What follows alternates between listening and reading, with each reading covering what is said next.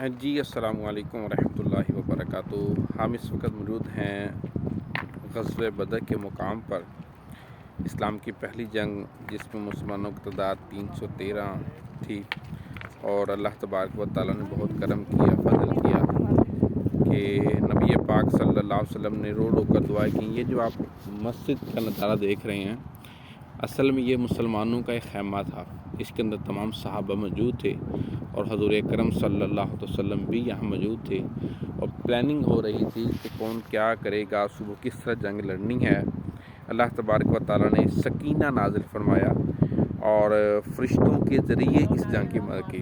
اولاً تو حضور اکرم صلی اللہ علیہ وسلم نے اللہ کی بارگاہ میں دعا کی کہ میرے مولا، اگر آج تو نے میری مدد نہ کی تو پھر قیامت تک تیرا نام لینے والا باقی نہ رہے گا، کیونکہ ہجرت کے بعد پہلی جنگ تھی اور مسلمانوں کی تعداد بہت قلیل تھی، اور کفار جو تھے جن کی تعداد بہت زیادہ تھی، اور یہ کفار اس جو پہاڑ کی وادی ہے وہ پہاڑ کے اوپر تھے، اس لیے کہ ہم ذرا اسٹرانگ جگہ رکھ لیتے ہیں، اوپر سے تیر برسائیں گے اور مسلمانوں کو قتل کریں گے۔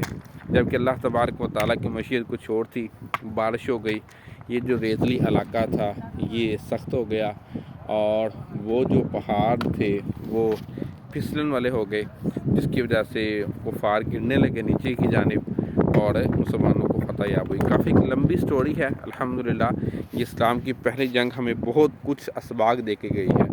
ایک تو یہ ہے کہ ہمیں اللہ تبارک و تعالیٰ پر ہمیشہ توکل کرنا چاہیے، اور حضور اکرم صلی اللہ علیہ وسلم نے اس جنگ کو ختم ہونے سے پہلے بتا دیا تھا۔ میرا آقا نے فرمایا تھا یہاں فلانا اتبا مرے گا، یہاں فلانا کافر مرے گا، یہاں فلانا کافر مرے گا، وہ ایک نشان بنا دیے تھے، اور جب جنگ ختم ہوئی تو وہی اسی نشان پر وہ سارے کافر موجود تھے۔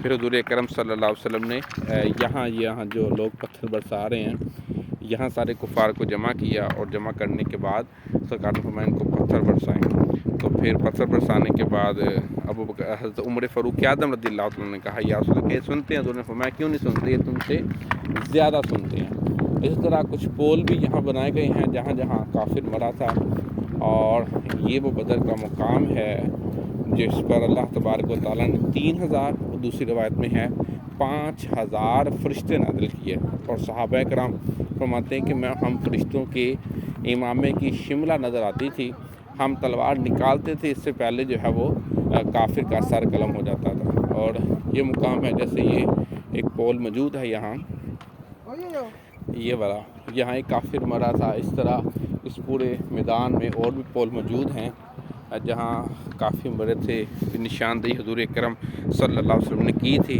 اور وہاں انہوں نے ایک پول بنا دیے گئے ہیں۔ اللہ تبارک و تعالیٰ کی بلند بارگاہ میں دعا ہے ہمیں جو ہے سمجھنے اور اس پر عمل کرنے کی توفیق عطا فرمائے۔ مسجد بہت خوبصورت بنا دی گئی ہے۔